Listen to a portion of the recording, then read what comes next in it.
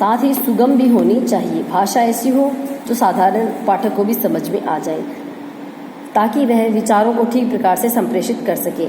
भाषा पात्र व परिवेश के अनुकूल होनी चाहिए। सभी चरित्रों की भाषा उनके व्यक्तित्व के अनुरूप होनी चाहिए। एकांकी में भाषा के साथ शैली का भी विशेष महत्व है। एकांकी के लिए मुख्य रूप से नाटकीय शैली का प्रयोग होना चाहिए, क्योंकि इसके लिए किसी भी अन्य शैली उपयुक्त नहीं है। उद्देश्य: प्रत्येक रचना का अपना कोई न कोई उद्देश्य पाठक और दर्शक के सामने अवश्य प्रस्तुत करती है। एकांकीकार भी विभिन्न चरित्रों के संवादों के माध्यम से अपने विचारों को अभिव्यक्त करता है। सफल एकांकी वह है जो अपने उद्देश्य का कथन करके सांकेतिक ढंग से व्यक्त करती है। कथा वस्तु के अनुसार ही एकांकी रचना के विभिन्न उद्देश्य होते हैं। जीवन के अंतर्विरोधों विषमताओं की आलोचना एकांकी में व्यंग्यात्मक ढंग से होनी चाहिए। उद्देश्य की महत्ता ही एकांकी को स्मृति में दीर्घजीवी बनाती है। संकलन तरह: एकांकी में स्वाभाविकता उत्पन्न करने के लिए कार्य, काल और स्थान की एकता का होना महत्वपूर्ण है।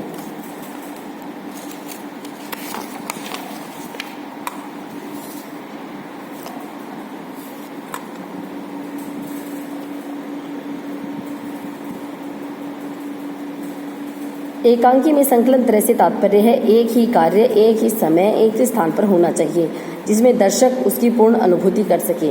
किसी घटना विषय का समय के साथ पूर्ण ऐक्य हो। एकांकी की सफलता के लिए बहुत महत्वपूर्ण है।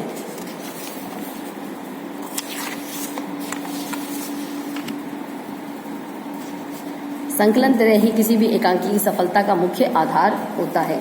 अभिनेता: एकांकी की सफलता का रहस्य उसके अभिनय होने पर निर्भर है। अभिनय के द्वारा ही पात्र अपने मने भावों की अभिव्यक्ति करते हैं। नाटकीय और हृदय स्पर्शी संवाद अभिनय को प्रभावशीलता प्रदान करते हैं। एकांकी की रचना अभिनय की दृष्टि में रखकर की जाती है। इस दृष्टि से विषय भी ऐसा चुना जाता है जिसमें अभिनयशील संवादों की योजना हो सके। रंग निर्देश की सहायता से नाटक के उद्देश्य और उसकी रंगमंची आवश्यकताओं को मूर्त रूप दिया जाता है, क्योंकि रंग निर्देश अभिनय में सहायता प्रदान करता है। पात्रों की वेशभूषा, उसके हाव भाव, अंग संचालन अभिनय को प्रभावशाली बनाते हैं। सभी कुछ कथोपकथन के द्वारा व्यक्त नहीं किया जा सकता, अतः उसका रंग निर्देश द्वारा भी संप्रेषण आवश्यक है। रंगमंच की साज सज्जा और रंगमंच के संकेतों का अपना महत्व है।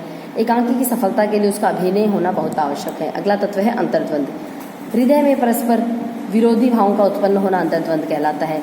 जब एकांकी के पात्र किसी विषय या समस्या या उसके विभिन्न पक्षों पर विवाद करते हैं तो उनकी मनस्थिति संघर्षपूर्ण होती है। पात्रों की इस मनस्थिति का सूक्ष्म विश्लेषण एकांकी का प्राण होता है, क्योंकि यही वह माध्यम है जिसके द्वारा एकांकीकार पात्रों का मनोवैज्ञानिक चित्रण करता है। एकांकीकार को इस बात में विशेष सतर्कता बरतनी चाहिए। अब है एकांकी और नाटक में अंतर।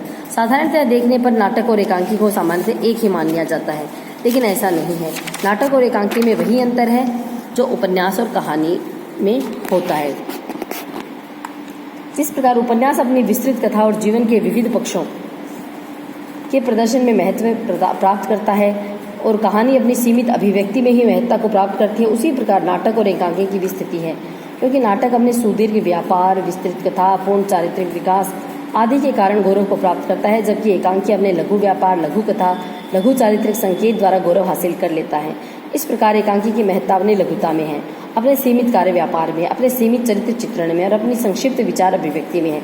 एकांकी तो जीवन के किसी महत्वपूर्ण अंश को प्रकाशित करके या किसी एक ही विचार को प्रदर्शित करके किसी एक समस्या का उद्घाटन करके जनमानस को उद्वेलित कर जाता है और बहुत कुछ न कहकर संकेत रूप में सब कुछ कह देता है, जबकि नाटक के लिए विस्तृत क्षेत्र अपेक्षित है, अधिक समय अपेक्षित है, अधिक साज सज्जा की आवश्यकता है। एकांकी अपने इसी प्रभाव के कारण आज के भागदौड़ भरे जीवन में नाटक की अपेक्षा रंगमंच के प्रति अधिक तीव्र आकर्षण रखता है। यही कारण है कि पाठक नाटक की तुलना में एकांकी अधिक पढ़ते हैं और लेखक भी अधिक एकांकी लिखते हैं। अतः एकांकी अपने युग की देन है, अनिवार्यता है। डॉक्टर रामचरण के शब्दों में एकांकी न तो बड़े नाटक का संक्षिप्त रूप है, न कहानी या संभाषण ही उसकी स्वतंत्र कला है, जो शिल्प विधि की दृष्टि से नाटक के समीप है और सीमा की दृष्टि से कहानी के निकट।